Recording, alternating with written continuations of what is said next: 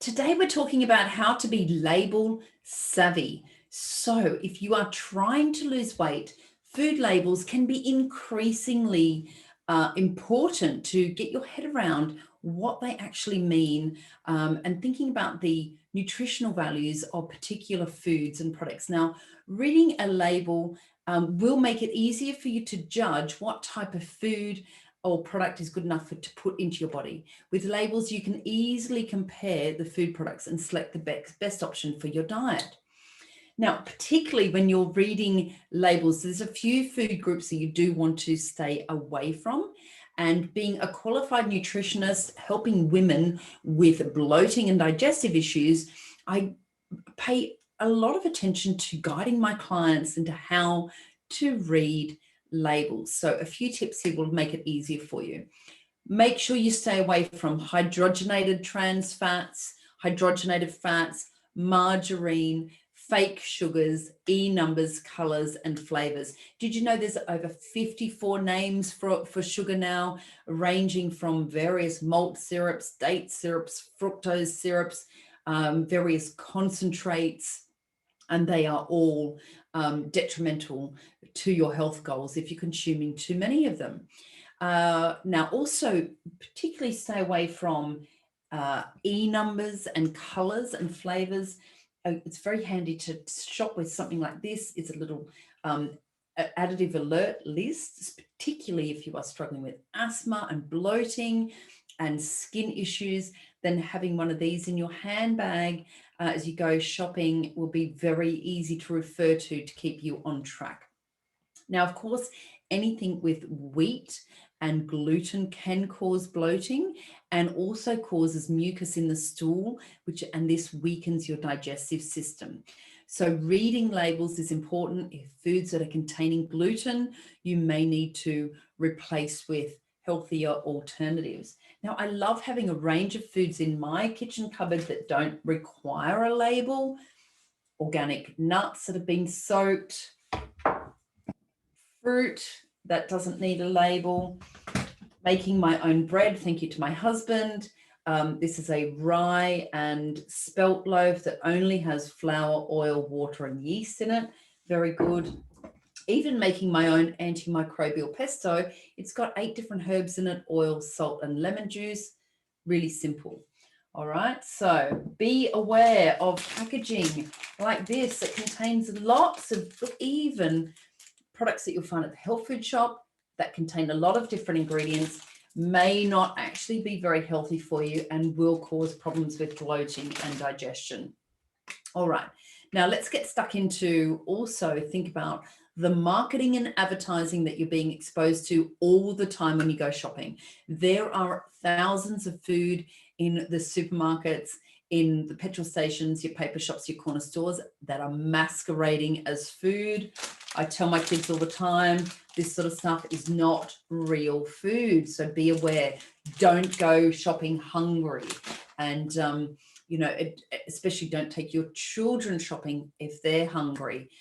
Be aware of the 57 names for sugar. Make yourself aware of the dangers of high fructose corn syrup, hydrogenated trans fats, and other nasty chemicals that can be in our food chain.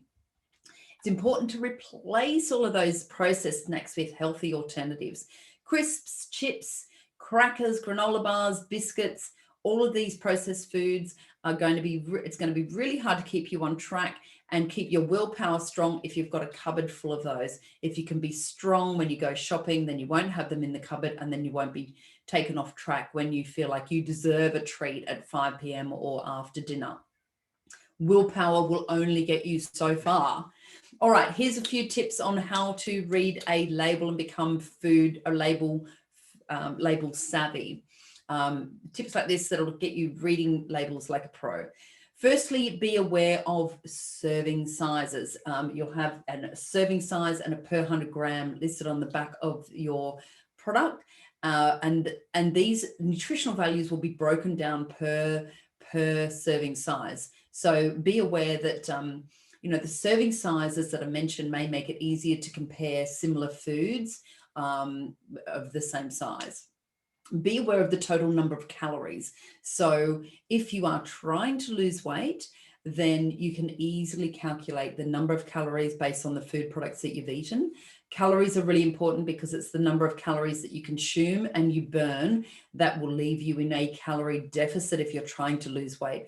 So for example, if you are consuming 3,500 calories a day, but you're only using 1,500 to 2,000 calories a day, you are going to be putting on weight, and you will not, you'll find it really difficult to lose weight. If you're thinking about, counting your calories, a lot of my clients, I give them access to an app on the phone that enables them to count their calories very easily. Certainly, if you want to lose weight, you need to be calorie deficient. Therefore, you need to be burning more calories, using up more calories during the day than what you are eating.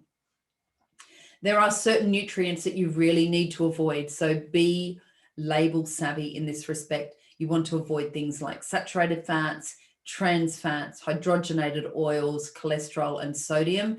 These things are going to make it easier for you to lose weight and maintain your health if you avoid those things.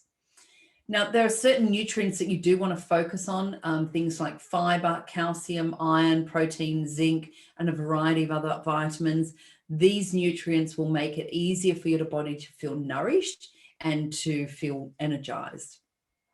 Have a think about the recommended daily allowance, like the percentage amount that's on the back of the labels. The percentage gives you an idea of the number of nutrients that are available in a single serve. And certainly if you want to, you intend to avoid or limit certain nutrients like cholesterol, sodium, trans fats, and sugars, you can have a look at that percentage of those ingredients per the serving.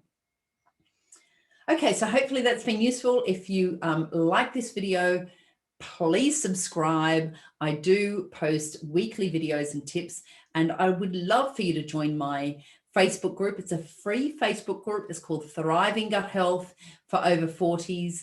Look, if you're under 40 and you are struggling with bloating, then please feel welcome to join the group.